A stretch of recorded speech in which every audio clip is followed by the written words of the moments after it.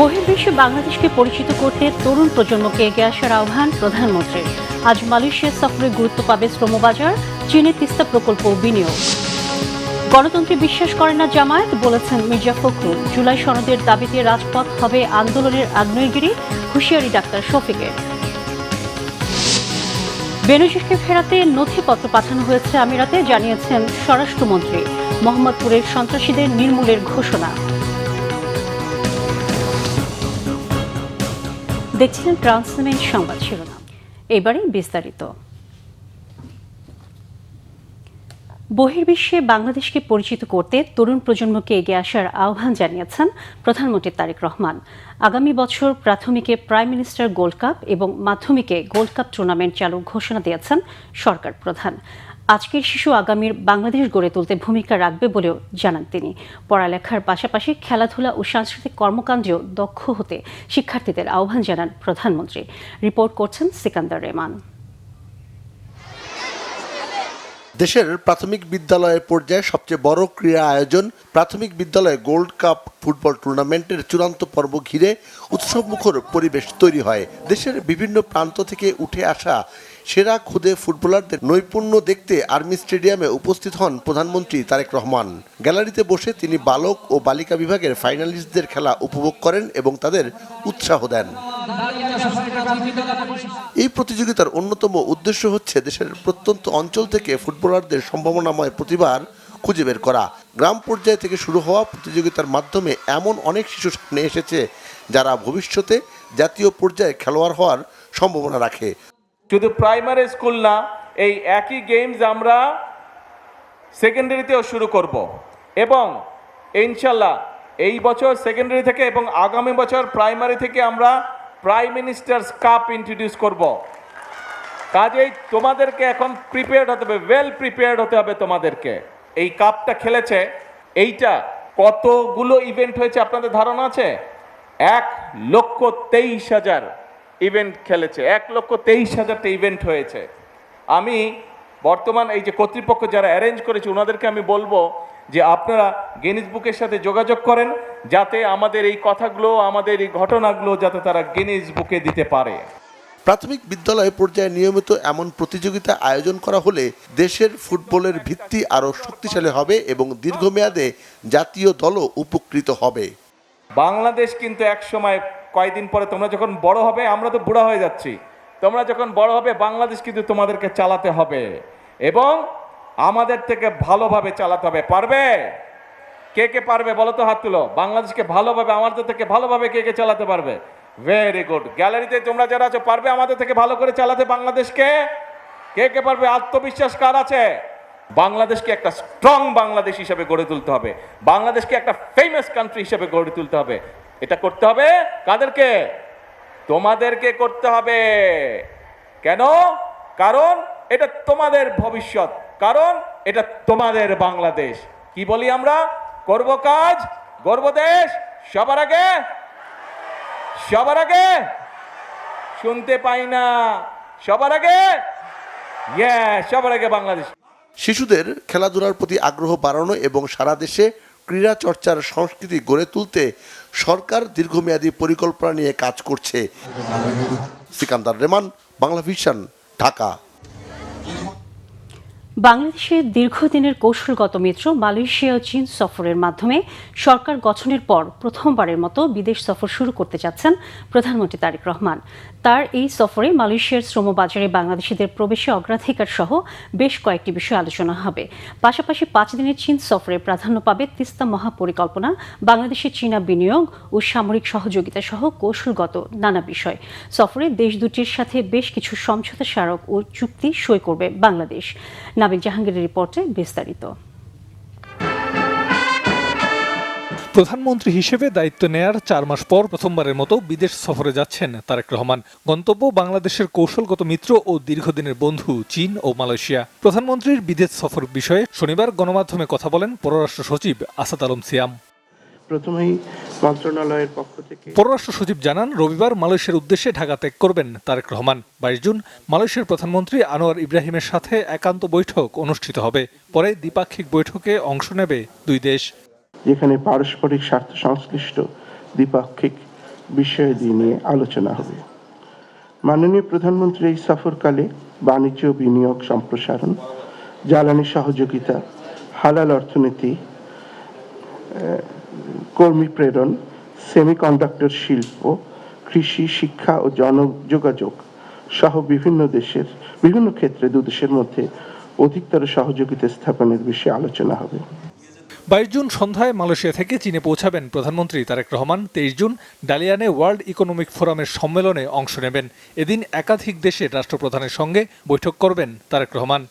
অংশগ্রহণকারী অন্যান্য দেশের সরকার প্রধান যেমন কাজাখস্তান, মঙ্গোলিয়া, গিনি, দক্ষিণ কোরিয়া ইত্যাদি দেশের সাথে তাদের সরকার প্রধানের সাথে দ্বিপাক্ষিক বৈঠক করবার কথা রয়েছে। 25 তারিখ বিকালে চীনের প্রধানমন্ত্রীর সাথে দ্বিপাক্ষিক বৈঠক ও বেশ কয়েকটি সমঝোতা স্মারক স্বাক্ষরিত হবে। পরদিন চীনের প্রেসিডেন্টের সাথে দ্বিপাক্ষিক বৈঠক করবেন। সফরকালে মাননীয় প্রধানমন্ত্রীর সাথে চীনের মাননীয় প্রধানমন্ত্রী এবং চীনের মহামান্য রাষ্ট্রপতির সাথে দুটি দ্বিপাক্ষিক বৈঠক হবে। বৈঠকের পর উভয় দেশের প্রধানমন্ত্রীর উপস্থিতিতে বাংলাদেশ এবং চীনের মধ্যে বেশ কয়েকটি সমঝোতা স্মারক স্বাক্ষরিত হবে। তিস্তাত আলোচনা হবেই বলে আমি ধারণা করি। আমরা তো তুলব সে প্রসঙ্গ। সেছাড়া অন্যান্য নদী ব্যবস্থাপনা বা ওয়াটার ম্যানেজমেন্টের ক্ষেত্র থেকে আরো আলোচনা বিস্তৃত হবে। প্রধানমন্ত্রী তারেক রহমানের মালয়েশিয়া ও চীন সফরের মধ্য দিয়ে দেশ দুটির সাথে বাংলাদেশের কৌশলগত সম্পর্ক নতুন উচ্চতায় পৌঁছাবে এমনটাই প্রত্যাশা সংশ্লিষ্টদের। চীনের আলোচিত 4 বৈশ্বিক উদ্যোগে বাংলাদেশ অংশ নেবে কিনা সফর শেষে সে বিষয়েও সিদ্ধান্ত আসতে পারে এবং দুই দেশের মধ্যে সহযোগিতার নতুন নতুন দিগন্ত উন্মোচিত করবে বলে আমরা আশা করি। নাবিল জাহাঙ্গীর, বাংলা ভিশন, ঢাকা। বাংলাদেশের সফর অন্য কেউ নির্ধারণ করবে না বলে মন্তব্য করেছেন প্রধানমন্ত্রীর পররাষ্ট্র বিষয়ক উপদেষ্টা হুমায়ুন কবির। বলেন, বাংলাদেশের স্বার্থে যখন যেখানে যাওয়া প্রয়োজন সেখানে যাওয়া হবে। শনিবার দুপুরে প্রধানমন্ত্রীর চীন সফর ও মালয়েশিয়া সফর প্রসঙ্গে সাংবাদিকদের তিনি একথা বলেন। পরিবেশ অনুকূল হলে প্রধানমন্ত্রী ভারত সফরেও যাবেন বলে জানান তিনি। জনগণের ম্যান্ডেট প্রাপ্ত সরকার কাউকে খুশি করার জন্য নাচবে না বলেও মন্তব্য করেন পররাষ্ট্র উপদেষ্টা। 2/3 জনগণের ভোটে ক্ষমতায় আসার ফলে বাংলাদেশ সব বড় অংশীদার দেশের সঙ্গে ভারসাম্যপূর্ণ সম্পর্ক বজায় রাখতে সক্ষম হয়েছে।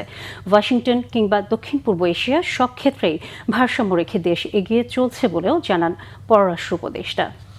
চীন সফর তো ভালো হবে, অবশ্যই ভালো হবে, এবং আমরা we will as I said it's an important development partner.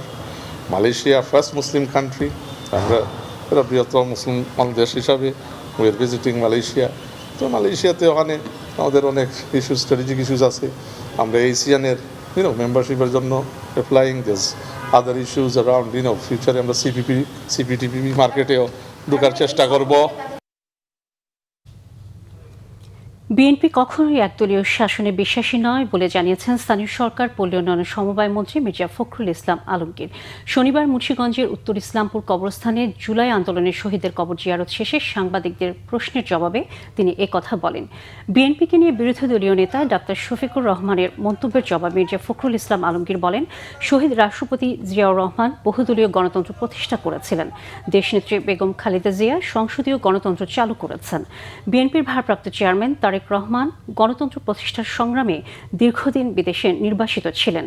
তাই গণতন্ত্র নিয়ে বিএনপিকে প্রশ্ন করার সুযোগ নেই। বলেন, জামায়াতে ইসলামী একটি নিয়ন্ত্রিত রাজনৈতিক দল, তারা গণতন্ত্রে বিশ্বাস করে না। এ সময় আধুনিক গ্রামীণ মার্কেট উদ্বোধন করেন স্থানীয় সরকার মন্ত্রী। আমরা একদলীয় শাসন ব্যবস্থা বিশ্বাসই করি না। আমরাই একমাত্র দল যারা গণতন্ত্রের জন্য গত 50 বছর ধরে আমরা লড়াই করে আসছি, সংগ্রাম করেছি, প্রতিদিন প্রতি মুহূর্তে লড়াই করেছি। সুতরাং আমাদের গণতন্ত্র নিয়ে কেউ প্রশ্ন করতে গেলে এটা তার জন্য সমীচীন হবে না। জামায়াতে ইসলামের আমির ডাক্তার শফিকুর রহমান বলেছেন, আরেকটি অনিবার্য বিপ্লবের জন্য জাতিকে প্রস্তুতি নিতে হবে। শনিবার বিকেলে খুলনা সার্কিট হাউস ময়দানে 11 দলের বিভাগীয় সমাবেশে প্রধান অতিথির বক্তব্যে তিনি একথা বলেন। বিরোধী দলীয় নেতা আরও বলেন, দুর্নীতি, চাঁদাবাজ ও দলীয় প্রভাবমুক্ত মানবিক বাংলাদেশ গড়তে রাজপথে আন্দোলনের আগ্নেয়গিরি তৈরি করা হবে। নির্বাচনে চুরি, ডাকাতি ও ইঞ্জিনিয়ারিং করে জামায়াতের ক্ষমতা কেড়ে নেওয়া হয়েছে উল্লেখ করে তিনি আরও বলেন, তারপরও দেশে যাতে গৃহযুদ্ধ শুরু না হয় সেজন্য ফলাফল মেনে নিয়েছেন। কিন্তু জুলাই সনদ বাস্তবায়ন না হলে সংসদে নয়, রাজপথে ফয়সালার ব্যবস্থা করা হবে। সাবেক আইজিপি বেনজির আহমেদকে ফেরত আনতে নথিপত্র সংযুক্ত আরব আমিরাতে পাঠানো হয়েছে, জানিয়েছেন স্বরাষ্ট্রমন্ত্রী সালাউদ্দিন আহমদ। তার আশা, সহসাই বেনজিরকে দেশে ফেরত পাঠাবে আরব আমিরাত। মোহাম্মদপুরের অপরাধীদের নির্মূলের ঘোষণাও দিয়েছেন তিনি। আহমেদ সরওয়ারের রিপোর্ট। সাম্প্রতিক সময়ে বিভিন্ন দায়িত্বপূর্ণ কাজে ভূমিকা রাখায় বেশ কয়েকজন পুলিশ সদস্যকে শনিবার পুরস্কৃত করা হয় স্বরাষ্ট্র মন্ত্রণালয়ের পক্ষ থেকে। এ উপলক্ষে মন্ত্রণালয়ের সভাকক্ষে আয়োজিত অনুষ্ঠান শেষে সাংবাদিকদের সাথে কথা বলেন স্বরাষ্ট্রমন্ত্রী সালাউদ্দিন আহমেদ। এ সময় তিনি বলেন, সাবেক আইজিপি বেনজির আহমেদকে ইন্টারপোলের ওয়ারেন্ট অনুসারে গ্রেপ্তার করে সংযুক্ত আরব আমিরাত। 12 জুন ইমেইলের মাধ্যমে বাংলাদেশ সরকারকে জানায় ইউএই ফেডারেল পুলিশ। বেনজিরের বিরুদ্ধে প্রয়োজনীয় কাগজপত্র 30 দিনের মধ্যে পাঠানোর অনুরোধ জানায় ইউএই। সেটা তারা 3 দিনের মধ্যে পাঠিয়েছেন। সমস্ত কাগজপত্র, ওয়ারেন্ট, মামলার বিবরণী সহ এখানে অনেক কাগজ দিতে হয়, সেগুলো আবার আরবিতে ট্রান্সলেট করতে হয়। আমাদের অফিসাররা রাতে 9টা পর্যন্ত কাজ করেছে, সেটা আমি সংসদে বসে রাতে 10টা বাজে সাইন করেছি এবং সেই দিনই পাঠিয়েছে আমাদের পররাষ্ট্র মন্ত্রণালয়ে। পরের দিন সকালবেলা আমাদের সিনিয়র সচিব পররাষ্ট্র মন্ত্রণালয়ের সচিবের সাথে সশরীরে সাক্ষাৎ করে সেটা হ্যান্ড ওভার করেছে এবং ওই দিন বিকেলেই পররাষ্ট্র মন্ত্রণালয় তাদেরও একটি আরবিতে ট্রান্সলেট করার বিষয় ছিল, একটা পিটিশন, সেটা করে ওই বিকেলেই তারা ডিপ্লোম্যাটিক ব্যাগে করে ইউএই গভর্নমেন্টের কাছে পাঠিয়েছে। আমাদের লোকাল যে এমবেসি আছে, ইউএই এমবেসি, তাদেরকে জানিয়েছে। ইট টুক অনলি 3 days, 30 দিন না। এটাই হচ্ছে স্বরাষ্ট্র মন্ত্রণালয়ের বর্তমান গতি। তা আমরা আশা করি ইউএই গভর্নমেন্ট যথাযথ প্রক্রিয়া অনুসরণ করে খুব শিগগির তাকে ফেরত দেওয়ার ব্যবস্থা করবেন। আমরা পারসুয়েশনে থাকব। এক প্রশ্নের জবাবে স্বরাষ্ট্রমন্ত্রী জানান, নির্বাচিত সরকার দায়িত্ব গ্রহণের পর আইনশৃঙ্খলা বাহিনী মানসিকভাবে কিছুটা শক্ত হয়েছে। আইনশৃঙ্খলা বাহিনী সহসাই সমাজে শান্তি শৃঙ্খলা ফিরে আনবে বলে প্রত্যাশা তার। মোহাম্মদপুরের মতো একটা এলাকা যেখানে বহু বছর যাবৎ একটা, আমি বলবো যে অপরাধীদের অভয়ারণ্য হয়েছে, সেটা ওভারনাইট নির্মূল করা সম্ভব হচ্ছে না। তবে আমরা কিছু পরিকল্পনা নিয়েছি, মোহাম্মদপুরকেও আমরা নিয়ন্ত্রণে নিয়ে আসবো ইনশাআল্লাহ। সেখানে অপরাধীদেরকে নির্মূল করা হবে পর্যায়ক্রমে। আরেক প্রশ্নের জবাবে কার্যক্রম নিষিদ্ধ আওয়ামী লীগের প্রতিষ্ঠাবার্ষিকীকে সামনে রেখে পুলিশকে সতর্ক থাকতে বলা হয়েছে বলে জানান স্বরাষ্ট্রমন্ত্রী। তারা বাংলাদেশে উশৃঙ্খলা অস্থিরতা সৃষ্টি করতে চাইবে, তো পুলিশ বাহিনী তার দায়িত্ব পালন করবে, সেই জন্য অ্যালার্ট করা হয়েছে সারা দেশে। আহমেদ সরওয়ার, বাংলা ভিশন, ঢাকা। বিতর্ক প্রতিযোগিতা সুস্থ বিনোদন ও শিক্ষার অংশ, তাই এটিকে সরকারি পরিকল্পনা কাঠামোতে আনার চেষ্টা করা হবে বলে জানিয়েছেন তথ্য ও সম্প্রচার মন্ত্রী জহিরুদ্দিন স্বপন। শনিবার বিকেলে রাজধানীর শাহবাগে হোটেল ইন্টারকন্টিনেন্টালে ঢাকা ইউনিভার্সিটি ডিবেটিং সোসাইটি আয়োজিত এক বিতর্ক প্রতিযোগিতার সমাপনী আয়োজনে তিনি একথা বলেন। মন্ত্রী আরও বলেন, বিতর্কের মাধ্যমে সমাজের শুভ সম্ভাবনাগুলোকে বিকশিত করা হবে।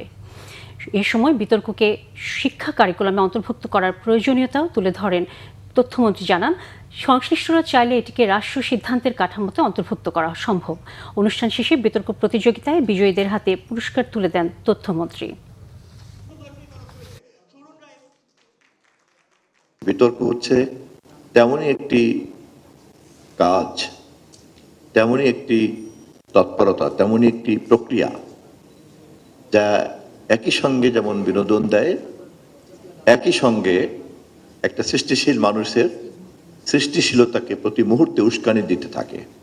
আমি সরকারের একজন মন্ত্রী হিসাবে আজকের এই অনুষ্ঠান থেকে আমি অত্যন্ত আন্তরিকতার সঙ্গে যত দ্রুত সম্ভব এটাকে সরকারি পরিকল্পনার কাঠামোর মধ্যে আনার চেষ্টা করব ইনশাআল্লাহ। মুক্তিযুদ্ধের চেতনা ও 24-এর ছাত্র জনতার আন্দোলনের আকাঙ্ক্ষাকে ধারণ করে স্বাধীনতা, সার্বভৌমত্ব এবং বৈষম্যমুক্ত বাংলাদেশ গড়ে তোলার আহ্বান জানিয়েছেন মুক্তিযুদ্ধ বিষয়ক প্রতিমন্ত্রী ইশরাক হোসেন। শনিবার রাজধানীর মতিঝিলে বাংলাদেশ মুক্তিযোদ্ধা কল্যাণ ট্রাস্ট আয়োজিত ঢাকায় বসবাসরত যুদ্ধাহত, খেতাবপ্রাপ্ত ও শহীদ মুক্তিযোদ্ধা পরিবারের সদস্যদের বার্ষিক পুনর্মিলনী ও ক্রীড়া প্রতিযোগিতা অনুষ্ঠানে প্রধান অতিথির বক্তব্যে ইশরাক হোসেন এ আহ্বান জানান। তিনি বলেন 1971-এর মুক্তিযুদ্ধ এবং 2024-এর ছাত্র জনতার আন্দোলনের মূল লক্ষ্য ছিল জনগণের অধিকার প্রতিষ্ঠা, বৈষম্য দূর করা এবং একটি স্বাধীন ও মর্যাদাপূর্ণ রাষ্ট্র গড়ে তোলা। সেই লক্ষ্য বাস্তবায়নে সবাইকে ঐক্যবদ্ধভাবে কাজ করতে হবে। মুক্তিযুদ্ধ বিষয়ক প্রতিমন্ত্রী বলেন, স্বৈরাচারী সরকার বিদায় নিলেও তাদের রেখে যাওয়া অপকর্ম, দুর্নীতি ও বৈষম্যের সংস্কৃতি পুরোপুরি নির্মূল করতে হবে। কোনোভাবেই যেন অপশক্তি আবার মাথাচাড়া দিয়ে উঠতে না পারে সে বিষয়ে সবাইকে সজাগ থাকার আহ্বানও জানান ইশরাক হোসেন। বয়ান দাঁড় করানোর চেষ্টা করা হলো যে বাংলাদেশ মনে হয় আগে আর ছিল না। 5ই আগস্ট 2024 সালে বাংলাদেশ তৈরি হয়েছে, এর আগে দেশটা দেশ ছিল না, বাংলাদেশ নামে কোনো দেশ ছিল না। এবং এটার পেছনে আমি মনে করি সুপরিকল্পিতভাবে যারা 71 সালে মুক্তিযুদ্ধের বিরোধিতা করেছিল, বাংলাদেশের মানুষের বিরুদ্ধে তারা অবস্থান নিয়ে আমাদের মা বোনদের ধর্ষণ করেছে, মুক্তিযোদ্ধাদের হত্যা করেছে, তারাই চেষ্টা করেছিল 24-এর গণ অভ্যুত্থানের উপর ঘাড়ের উপর ভর করে এই মুক্তিযুদ্ধকে মুছে ফেলা যায় কিনা। সংবাদ শেষ করব ক্রাউন সিমেন্ট শিরোনামগুলো আরেকবার জানিয়ে। বহির্বিশ্বে বাংলাদেশকে পরিচিত করতে তরুণ প্রজন্মকে এগিয়ে আসার আহ্বান প্রধানমন্ত্রীর। আজ মালয়েশিয়া সফরে গুরুত্ব পাবে শ্রমবাজার, চীনের তিস্তা প্রকল্প ও বিনিয়োগ। গণতন্ত্রে বিশ্বাস করে না জামায়াত, বলেছেন মির্জা ফখরুল। জুলাই সনদের দাবিতে রাজপথ হবে আন্দোলনের আগ্নেয়গিরি, হুঁশিয়ারি ডাক্তার শফিকের। বেনজিরকে ফেরাতে নথিপত্র পাঠানো হয়েছে আমিরাতে, জানিয়েছেন স্বরাষ্ট্রমন্ত্রী। মোহাম্মদপুরের সন্ত্রাসীদের নির্মূলের ঘোষণা। দর্শক, এ ছিল এখনকার মতো। পরের সংবাদ সকাল 10টায়, এর আগে 9টায় রয়েছে নিউজ টপ 10 দেখার আমন্ত্রণ রইল। এছাড়া বাংলা ভিশন সংবাদ ও সংবাদ সংশ্লিষ্ট অনুষ্ঠান দেখতে ভিজিট করুন www.bpnews24.com ও facebook.com/banglavisionnews এবং সাবস্ক্রাইব করুন youtube.com/banglavisionnews। সাথে থাকার জন্য ধন্যবাদ সবাইকে।